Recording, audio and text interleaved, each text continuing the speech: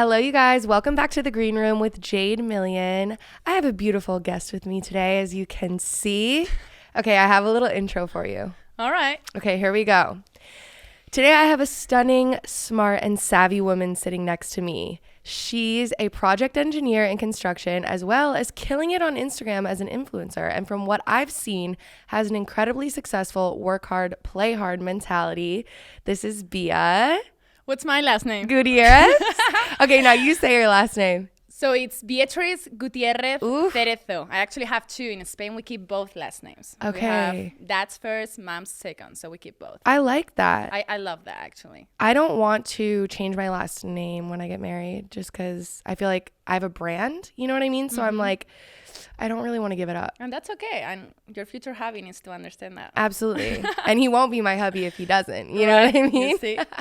So, okay, so you're from I'm from Spain, born and Spain. raised. That is so sick. I have something really embarrassing to admit to you.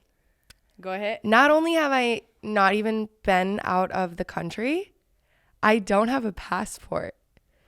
I thought you were going to say I never left Nashville. You uncultured, like, I am humiliated by that. And I was thinking about it recently because my mom just retired and my dad really wants us to all go on a trip outside of the country. We never left the country growing up. And I feel like when you don't leave the country as a kid, it doesn't really start to occur to you until like later in your life. Like in my 30s, I feel like I'm just going to be traveling the world, you know? Yeah. But only now have I been like, maybe I should go somewhere besides Florida. You absolutely should. I mean, you're still Besides young, Florida. you know? And once you leave your country and explore other cultures Yes. and, you know, meet other people, you're going to grow a lot in a lot of levels. Yeah. That's one of the reasons why I came. So. Oh my gosh. So Spain, I mean, I can't even imagine. What is like the beauty like there compared to somewhere like Nashville? Is it?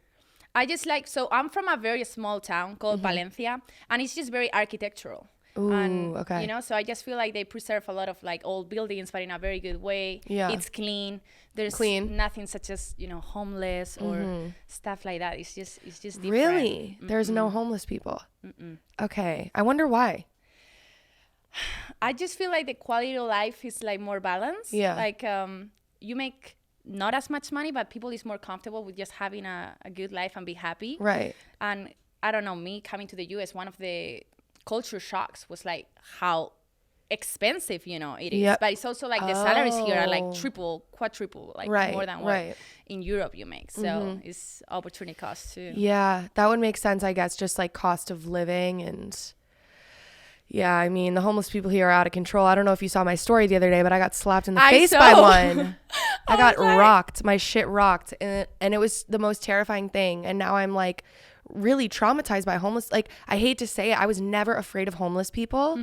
And now any person that I'm like crossing paths with, I go on a lot of walks and I'm just like terrified. Yeah, I try to do walks with light.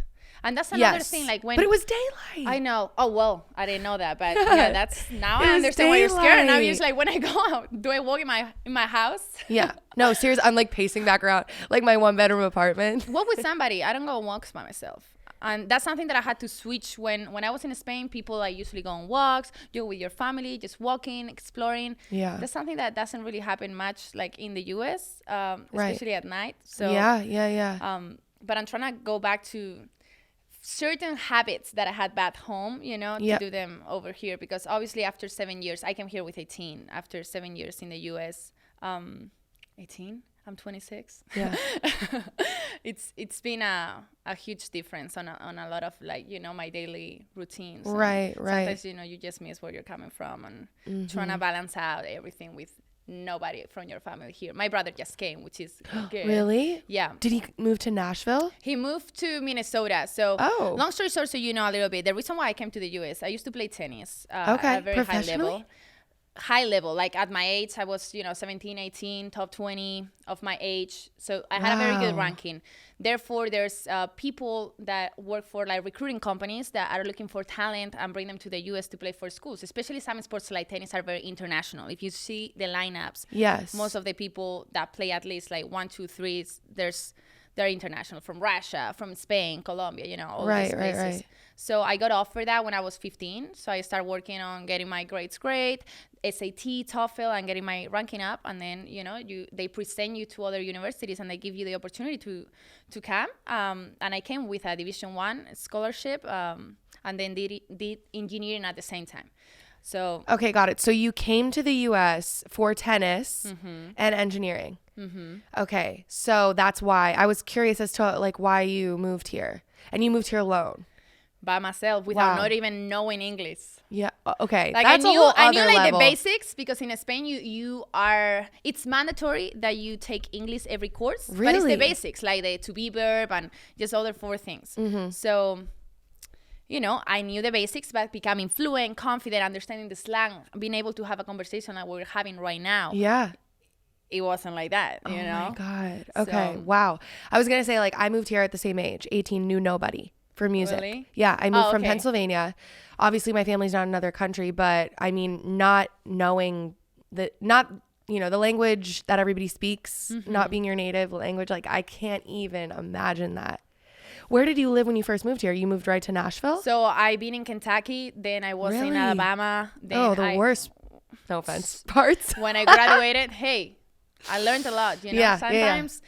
Sometimes it's not like where you are, it's also like the experiences that being on those places or with certain people taught you, you know. So I've been in situations that weren't the greatest, but that's what made me be the person that I am today and be grateful for where I am today. Right. So, but then, I went full-time working after graduation in Colorado. So I was in Denver for 2 years. And since I'm a travel project engineer, so I relocate, you know, because as an individual that doesn't have commitments such as kids, I don't have a partner right now. Right. I'm open and able to relocate and do projects all over the U.S. Yes. So that's how I moved to Nashville, because the next one that they proposed to me was in Tennessee. And I was like, let's go. You know? Got it. How long have you been in Nashville now? Like a year and a half. Okay. And my project is about to be finished in 2 months. And I just figured like last week that my next project is also in Tennessee. So I'm for sure going to be another year in Tennessee. Are you going to be in Nashville? So I'm moving a little bit, you know, like 15 minutes from downtown because my project is a little farther. But yeah, I'm still going to be in Nashville. Okay, good. Because last I heard you were moving to my other favorite city. Weren't you going to move to Miami? Well, so I want to move, and maybe in the future, that's what I would like to. I like more the ocean, Miami vibes. I also think that there's a lot of people that you can network with. And, absolutely. You know, every time I go, I don't really go for the party. I go more for like the experiences, the events, and as I said, networking. I consider myself a fearless network, and I try to network everywhere I go. Yeah, I was writing all these things out, and I was thinking about you, and I was like, she's such a good networker. You know everyone. Everyone loves you. I feel like you're just like the light and life of the party. Like every time I see you out. And that's really impressive to have done in a year and a half. Like it took me a long time. I'm much more introverted and like, you know, kind of keep to myself, loner vibes. But I feel like, are you like a pure extrovert? Super extrovert. Okay, yeah. I'm never scared of anything. As I told you, I came here not knowing the language, and I had to figure out how to talk to people, how to go to the bank, open an account, all these things, you know, adapt to all the culture shocks and, you know, just like transition from my European culture to America, that now you think I'm scared to go to talk to somebody? Yeah. You know, I'm super open, outgoing, welcoming. And as I said, I adapted to a lot of different personalities and people that I'm just open to welcome everybody, you know, and if you can learn something from me or I can learn something from you, great, you know. So that was like the first thing that I noticed about you. I'm trying to remember how we met. I know, I think the first time that we saw each other was in Layer Cakes part on the down part. Oh, Cherry Lounge. Yeah, Cherry Lounge. Yeah, what was it, the Logan Paul party? Yeah. Okay, yeah. That was interesting. He showed his face and dipped, and then like all of his friends were there, and it was like, I know. But yeah, and then I definitely like saw you on Instagram, and I loved your content because I was like, oh my God, I love video content, and I love like me too. fashion. I'm more video than photos, 100%. Yes, which, you know, nowadays that's impressive. Yeah. To look as good in video as I you feel like do I look better on videos. Well, not today with the potato head on the bad side. Guys, this is the good side. This is the bad side. But it's okay. Comfortable with the uncomfortable. Mm-hmm. But I do feel more comfortable with video. Yeah. I know my sides. I like my walk. And the way that my videos start going a little viral, or like the people that engage with them were my slow motions, so I just kept like, I love it. I love a good like hot girl slow-mo walk to good music. Like that's always just gonna crush. Yeah. And I feel like yours do so well. So is that how you got your follow? You have a decent following on Instagram. Right. So it all started when I was back in college as a tennis player. So my theme was like tennis. Yeah. A few workout videos, but mainly like tennis stuff. So a lot of pages, that are with a lot of following start posting me, my photos, my videos. Really? Therefore, it reached out a lot of people that weren't following me, but were interested on, a female tennis player. Yeah. So part of the following got in there. I was like probably like I got to like up to 50K with that, which it wasn't bad at all, Yep. And then what it made like the boom for me is one of my reels had almost like 11 million views. So that gave me like 80K, almost 90K Holy followers. Shit. So I just kept being consistent with my reels. I have one in 11 million, two that are like almost 5 million, another one that is 500,000. So think about it, 4 reels that go like a lot of millions, how much reach of people that, that don't follow you can see your content and then might follow you because of the content or just because they like how you look or whatever. Yep. So you got to follow in there. Might engage with you or not later, how it can work, but the follow is there. Yep. So that's how it works. I just stay consistent and a little bit of luck, being honest. Yeah. So it was the reels of the slow-mo and you walking in them. It was the reels. God. Now reels. So reels is the hack. It was the hack. Now reels are like back down. Yeah. The reels don't have the reach that used to like 5 months ago. And I'm kind of sad because now with the podcast that I have all this content and I want to post the short vertical frames, I'm like, it's not even going to have as much success because it doesn't have much reach. So right now, I think what it has the most, as I said, success is like posts with multiple posts, because they show the second one as their first one. And that's what I read like last time. But, who knows nowadays what it's going to. Do you post on TikTok? I don't even have, I have a TikTok that I created in college and I have like 2 on it, but never use it. I don't even have the app download. So that's another thing. Like if I had TikTok that has way more reach than Instagram, I will bring so much more people to my profile. I know Why? I'm not very into social media. Okay, right that's what it is. Yeah. Like people think, influencer, this and that when you introduce me. I do not consider myself an influencer. Yeah. Actually, I think everybody is an influencer. Everybody can make an impact on somebody's life. That term for me is not very, I don't love it. But my bad, y'all. I just saw you do a brand deal, so I'm like, what? I get it, but that's not how I identify myself. It's great to have that because also it's like a platform that I can use for network and keep in touch with people and also like get discovered. Yeah. But that's not how I will introduce myself. Interesting. Hey, I'm an influencer. Yeah. No, I'm an engineer. I'm Beatrice. Or hi, I'm Beatrice. How are you? So you don't have a passion then for content creation and making that part of your income? I could, but right now I'm in a situation where my job keeps me so busy. Time is my worst enemy right now. Running these construction projects, and then I already have another one coming up, and that's my priority right now. I like doing content, but it's just so much time that comes with it. People just see a video, but like getting ready, set up the videographer, editing, all this stuff, all these factors in the equation it takes time, and I don't have it. I feel you. I just like freed up a lot of my schedule to really focus on content creation because my TikTok is growing pretty well. It's like it's a slow, steady, but very real and engaged growth. Mm-hmm. And I'm really happy about that because I feel like I can, make a lot happen with that kind of fan base. Mm-hmm. But sometimes I'll get so worn out from making content. And then I get down on myself because I'm like, why are you so worn out? Like you just made videos. Yeah. But it's exhausting, isn't it? I mean, it is. I didn't do it to a point that it's like, oh my God, I just shoot for a whole day. No, I'm usually like, hey, I'm free. I got an hour. My videographers are good. Let's do it. I feel like if I really like sit down and say, okay, let's do part-time content creation, I will succeed because Jalen Noble, right? Yeah, he's my friend. Yeah. I just did tooth gems on him and his girlfriend. I saw it. I was going to tell you. Yes. So he's a good friend too. And he was, I was chatting with him and he told me, Bea, you have a story that is unusual that you could monetize. You need to get more personal. Because at the end of the day, it's, a European girl from Spain that comes to the U.S., played tennis, went to an HBCU, now works as an engineer in a dominant industry. Mm-hmm. Tell your story and make content based on that. Yes. And I'm like, you're so right. And I want to do that. Right now, I feel like I'm just posting my life like everybody else does. But you got to get more personal. Absolutely. To have some reach and people actually get to know you behind the screen. Yes. So I'm I'm great that I have the following and my account is there and I'm still, being active. But one day, whenever I'm in a good position, I'm for sure gonna like take on that because I want to do it and I enjoy doing it. And it's all about balance, and I'll figure it out. So tell me more about your job. You're a project engineer. So dive into that a little. That's so out of my world. I have no clue like what that even looks like. So I work in construction. So we build construction projects. We are the general contractor. We're like the middle person between the client and the owner. Then all the subcontractors that are the people out there, like building it. Yeah. Do you guys like walk around with hard hats and stuff? So yeah, I'm that girl with the heels and the suit, and the next day I'm with the boots and the hard hat and the PPE. I love it. Yeah, I'm like switching it up. So yeah, we're just like the contractor that makes it happen and ensures that what is given to us from the architect, like they give us the set of drawings and the plans, we're able to make it happen and it's constructible. We make sure that all the budget is right and we deliver the project within the schedule that we promised to the client, the quality, all the scope.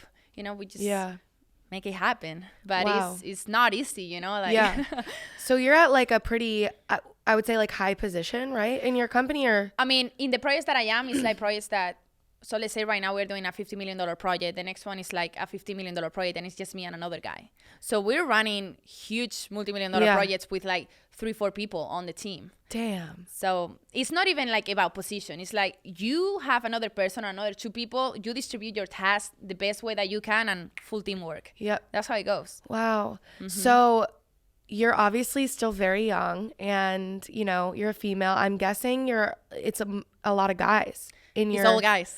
I don't have a single girl in my project. Okay, like I have so many questions about that. So first of all, what is that like leading a lot of men who I'm guessing some are older than you?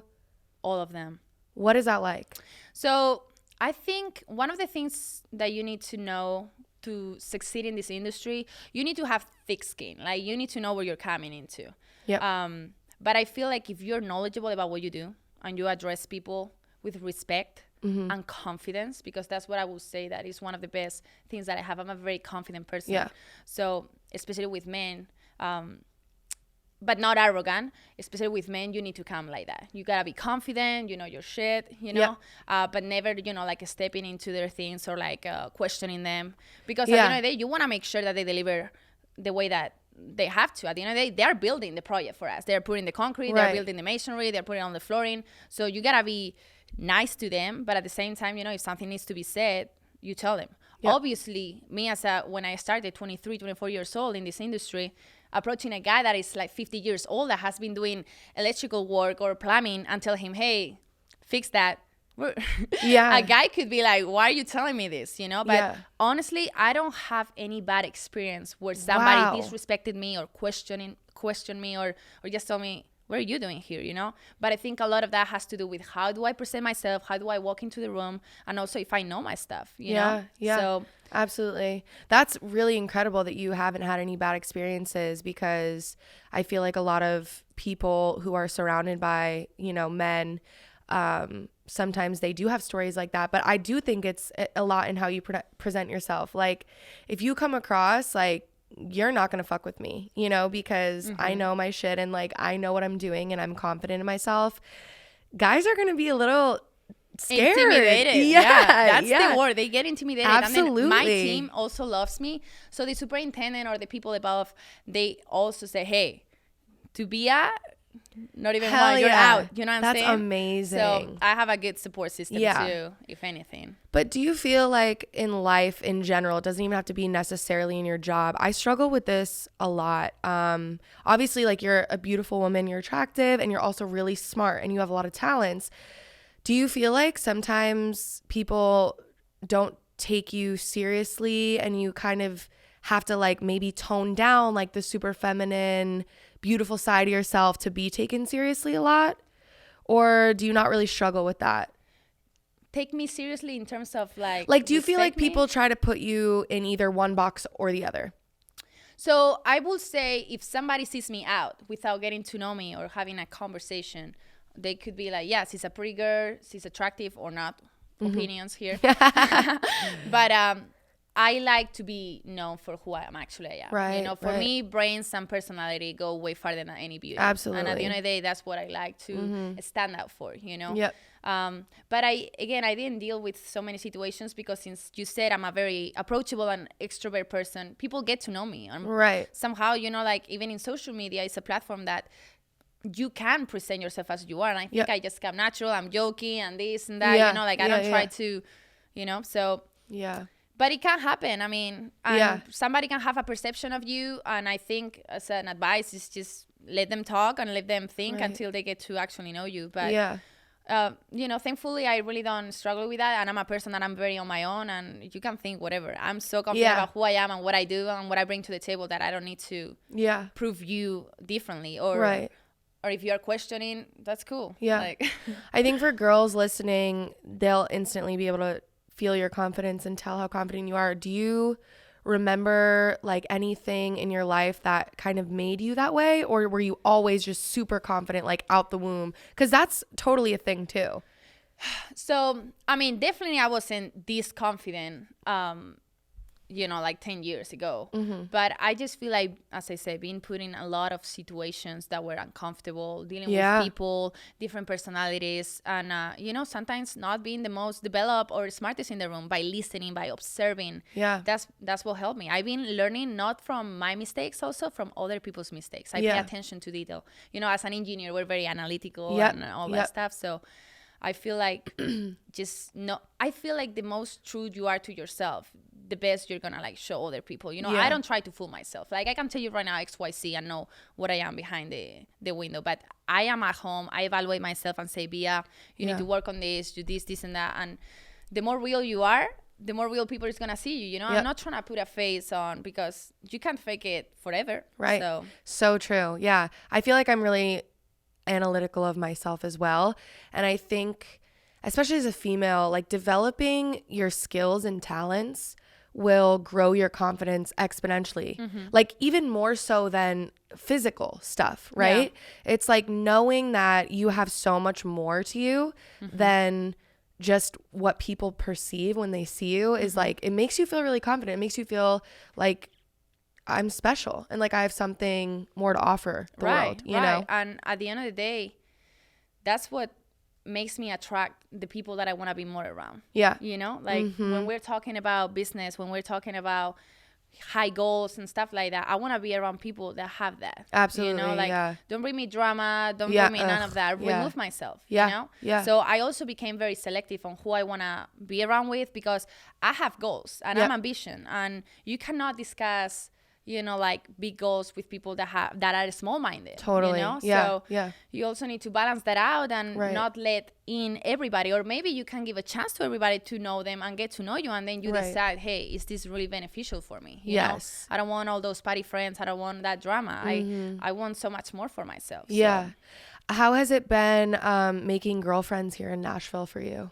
So when I first moved in, honestly, like I made friends very quickly. I was put in touch with people that run a lot of events, and you know, everybody knows everybody here. First of all, so like it's like a small town. Yeah, you just get to know. It's like high school. 100%. So you just know everybody very quickly, and I connected with a lot of people. Great. I think there's great people, girls and guys in here. And I never really had an issue. It's just like some mindsets or like people going out on the week. I have a job, a corporate job that requires long hours and a lot of commitment, even weekends sometimes. So those distractions that I was exposed to in the beginning, and sometimes I even fall for, I had to sit down and be like, yeah, this is not directing you to where you want to be. And, you know, so I had to figure it out. And with that came, you know, certain friendships or like spend less time with certain people. But I have a good group of girls that, you know, I can count on, and they understand my lifestyle and what I want to achieve. So they respect that, and they know if I have to cancel on something or I cannot go somewhere or my hours are just not whatever, they understand. And that's the people I want to be around. Totally. You know? Yeah. The worst is when like a friend gives you shit for not going out when you're so obviously just trying to work on your stuff. Like there doesn't have to be a reason why I say no, besides the fact that I need to wake up tomorrow and work out and do my things that I need to do to be successful. You know, like there doesn't have to be this big reason why a people pleaser will not be successful. 100%. And I learned that. Like, you need to learn how to say no. We're gonna get invited to things. People know you. You're gonna get invited. Birthday here, event here. You need to evaluate and say, can I really do this? And as you said, next day, I don't want to be in a situation that I have a headache or I have to wake up late because I have other commitments to do. Because I'm not just an engineer. I have my side hustles, the podcast, stuff like that. Yes. I want to put time into that. So I have to give up on something to be able to do the other 100%. Thing. Yeah. You really, I mean, as much as like, and I would love to have it all because I love the going out social aspect of life just as much as I love my space. My space and also just my career. But I've really had to be super selective, like especially the past few years, because it gets harder as you get older to bounce back and like to feel normal. And I really, have to choose the time and the place to go out and have fun.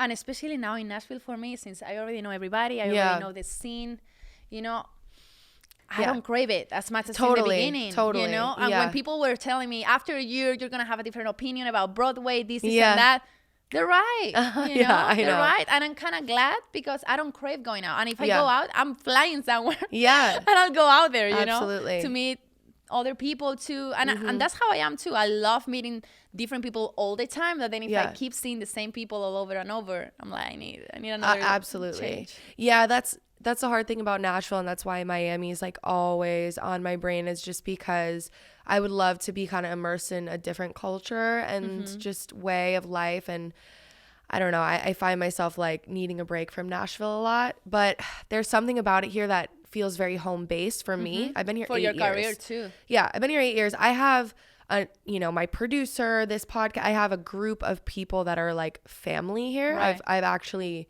made family, and so I don't think I would ever fully leave, but my goal, I have big goals obviously, as you know, and like I want a place in Miami and a place in Nashville, and I will have that one day. I don't want to have to choose. I don't think I need to choose. I think I could do both, and Miami would definitely be like number one, I think, choice. I love that you said, when you bring that up, about you created a family with the people that you work with. Yeah. And that's also something that I'm looking when it comes to friends, Friends are not just people that you go out and party. Friends are people that you can like do business with, You both are benefiting. Yep. You both understand each other, and and who support your dreams. Like, a big red flag to me is a friend who never like seems to be interested about your goals or what you do. And I'm like, that's so odd to me that you're not even asking me anything about, my passions and my dreams.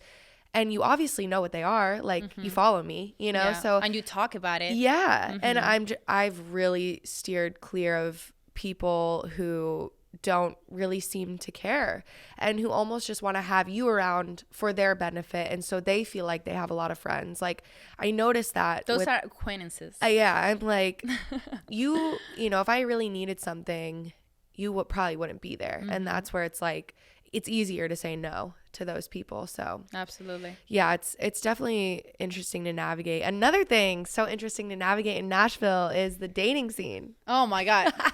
Terrible. It's terrible? Tell us. I went on 2 dates since really? I moved here. Yeah. No, only two? I don't date. I don't really date. I'm so picky. Like, the amount of boxes. Yep. Well, as you should be, because like, look at how much you bring to the table. Right. I'm like, if I consider myself rare or hard to find, well, I'm gonna be comfortable with yes. I know. And again, it's other values that I'm looking for, and sometimes I feel it's the culture too, because yes that's a deal for me. I'm like, I don't even know what I'm gonna end up, like, I'm gonna end up in Europe, I'm gonna stay in America. Right. If I meet an American, probably I'm gonna stay in America, but I'm gonna be able to do with an American all the stuff that I want to do to feel fulfilled, because like being on the car singing my Spanish songs, that's not gonna happen. So it's all about adapting to your partner, and obviously being from a different country has its pros, because it's different. Yeah, they love you. Yeah, the accent. But for me, it's just like, I've been focused on me. I go for the looks a lot, and I think that's something that I need to work on, because if it doesn't come through my eyes, I met amazing guys, husband material, very into their stuff, because I love intellectual guys that they're in business related and all that stuff, but I need to feel attracted to. So for sure, absolutely. Always I've been with like athletes. I know. Like, you love athletes. So tell us a little bit about that. Why do you feel like you love athletes? Because I feel like I really am scared of them. And like, I don't necessarily, that's not my type at all. So there's 2 reasons. Okay. I've been an athlete myself my whole life. How could I forget? So I've been around athletes my whole life. That's the setup that I've been around, you know, like just a person that you go work out and you go play this and that. So I have the same routine and I've been around these people. And second, because I love sports. I go to sports events all the time. When we're talking sports, we're talking basketball, tennis, soccer, football. So it's something that I enjoy, not just for like, hey, see me here, let me find a husband. No, I do enjoy sports, especially basketball. That's my favorite. So I would love to be a person that can support my man on that and also enjoy, you know? So I'm doing both. And I understand your routine, your lifestyle. I understand you need rest. I understand you're going to be traveling, this and that, because I've been there. I've been an athlete myself. So I feel this is a person that I could cooperate with if we get into a relationship. That makes so much sense. I mean, to me, you sound like a guy's dream girl. You love sports. You're super smart. Like, so why do you think it is that you're still single? It's just that you're picky. And I'm so picky. And sometimes I feel like I should give more opportunities to get surprised, because as you mentioned before, I could have an idea or an impression of somebody and then totally like be blown away from what I discovered from this person. But I also been putting my professional career on me first. That right now it's not a rush for me. Totally. You know, I feel like he'll find me and I'll know when that is. So I'm not rushing really. Yeah. I'm in the same exact spot in life where I just know, first of all, I know that the next person that I date is going to be fucking awesome. And like I've said that so many times on this podcast, because I've gone through like quite a few relationships at this point that I really know what I don't want. And I know what's super important to me. And it's just like, I don't know. I feel like in Nashville, I haven't found that yet. And because maybe it's not here. Yeah. And I'm like, you know what, though? It's probably for the best. Just think about it. You're limiting yourself to where you are. Why it has to be there? Why if you didn't move to Nashville and you moved to Alaska, you know, which I don't think so, but, you know, you cannot... Oh, I moved here, it's supposed to be there. Yeah. What if not? And as you say, maybe it's because if it's not God's direction, it's God's protection. I always say like that. Or redirection. Yep. If something is not meant for me or something doesn't work for me, I'm like, thank God it didn't work, because I knew that person or whatever the case may be didn't have to happen for me. So true. In order to like keep moving forward and not get distracted. Yep.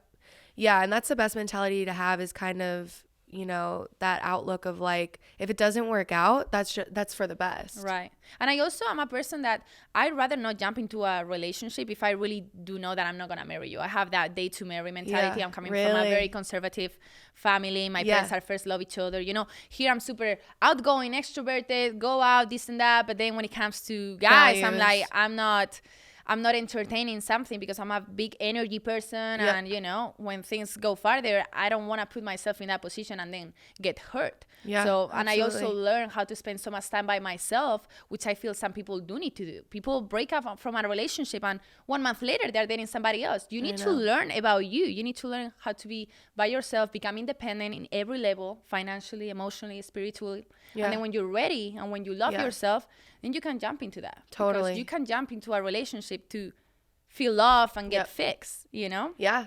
Or distract yourself from the pain or whatever you're going through. And focusing on your shit. Like, I felt like that's what I was doing for so long. And it just comes, you know, to a point in your life where you have to just sit down and be like, I need to work on this so I can find that amazing person. Because how can you expect your perfect person to walk in if you're not like the highest version of yourself? Yeah. You know, you always have to put you first at the end of the day, you know? And that's why the confidence comes with, because I know like doesn't work, it works, whatever, I got me. And I'm in a comfortable situation, you know, I don't depend on anybody. I'm good. Which doesn't mean that I want to be on that position, like, you know, a little alpha female, this and that. Like, I want to find a man that can take some off my plate, and then we both build. I'm looking for that partner, for that team, and then just, you know, like. Yeah. And I also feel like you and I are the same, where we're very driven, go-getter, kind of like we want to create a lot for ourselves.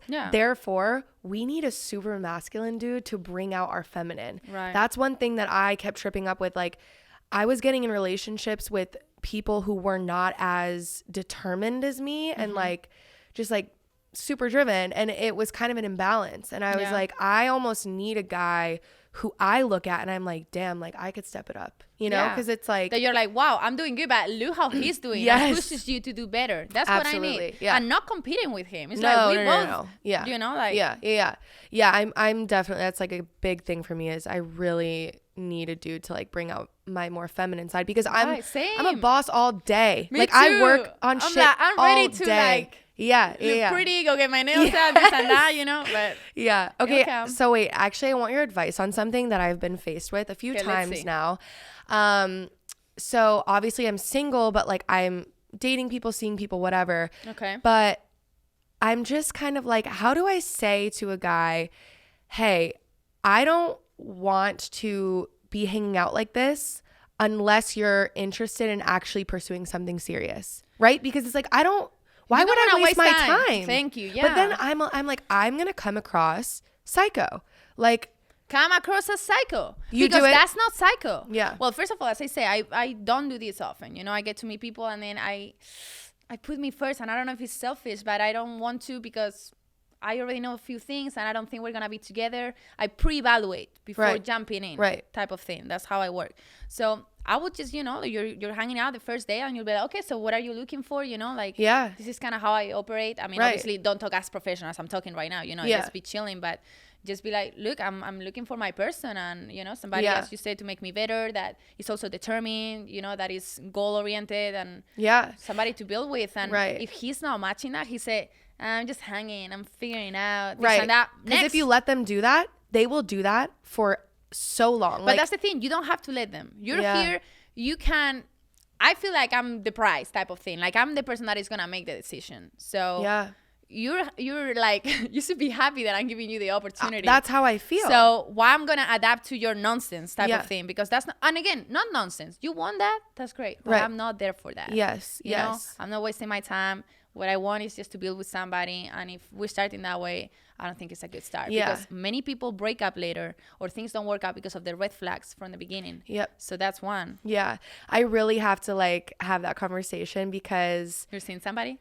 Well, I'm dating people that I see potential in, and then I'm like, yeah, but I feel like he just wants to hook up. Like, that's the honest truth. And it's like, that's maybe something that you need to make them wait on. Because that's what I do. Don't give it like that, you know, unless you want to do that, because again, you know, you might want to operate like that, great, but like, you gotta see how do they perform, if they like you, how they act, you know, like if they check on you without you giving them what has the most value, at least for me, you know? Absolutely. Like, here, the whole hookup culture, whatever they call it, I don't associate with that at all. But again, if you want to find a man that really loves you for you, that should wait. Agreed. I think like my situations have been prolonged at this point, and that also makes it harder. But I'm just like getting to a place where I'm like, I don't even want to waste one night hanging out with you, because I could be doing shit that benefits my life and my career. So it's like, what are we just gonna like hang out and hook up for what? For you? For what? Like that's what I'm saying. That's why I'm happy. I'm like, look, I'm going to bed. I'm working on my thing, and everything is for me. My skincare. At the end of the day, and call it selfies, call it whatever. Trust me, I would love to be investing right now in a guy and getting to know him and him getting to know me, but it didn't happen yet. So I'm not gonna waste my time until I really see that potential person to do so. You know? And I think I just gotta lay it on. And you know what's terrible? Like, in today's day and age, so many people have advised me against that and said, no, don't do that, because that's gonna freak him out. And I'm like, freak him out? What? Like, if why you get is this freaked about out him? because somebody just stating what they want or how they feel or where they are in life right now, if that scares you, then what's going to happen when we have kids? You're just going to run away and jump through the window? Because you're scared? Because you cannot face a situation that is uncomfortable for you, or maybe you have a different opinion?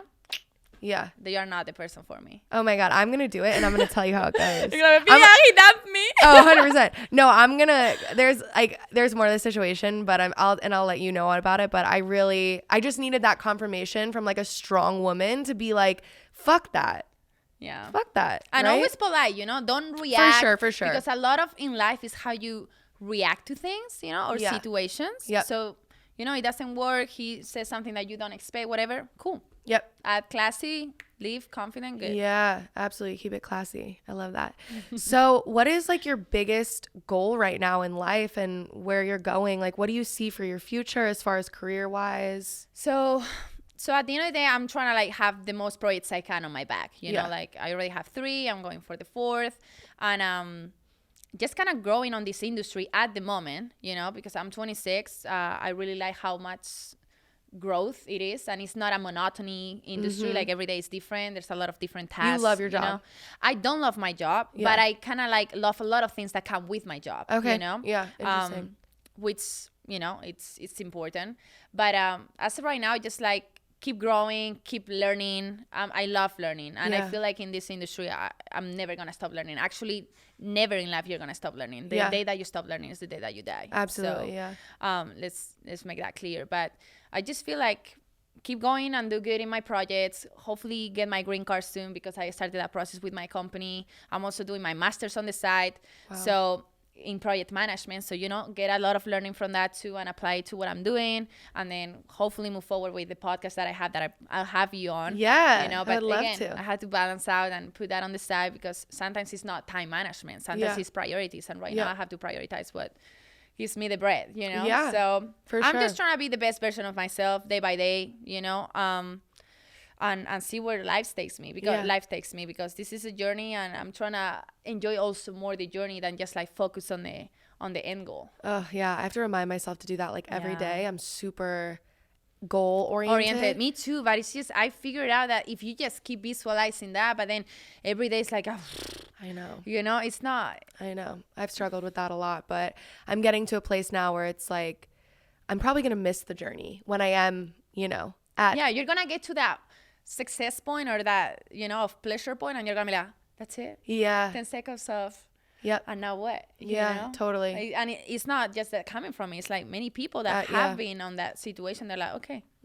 back to square one, you know? Yeah, for sure. Well, I have just enjoyed having you on so much. I feel like people are going to love this, and you gave so much beautiful advice and insight. And so your podcast is called? It's called 20GG. Okay, and what is it about? Like, if you had to give a little synopsis about it. So mainly the people that I have interviewed yet, it didn't launch yet, and let you guys know, it's been like business professionals, you know, like from different industries, and kind of like sharing their journeys and their stories to also, you know, inspire and educate and motivate others. That's awesome. Kind of sharing with each other. Yeah. Cool. So definitely keep an eye out for that, you guys. And will you plug your Instagram so they can follow you? Yeah, so it's at Bea_GUTI11. Okay. Bea Guti 11. Okay. So, and it's BEA. I just wanted to clear that up. So at BEA_GUTI 11. Perfect. All right.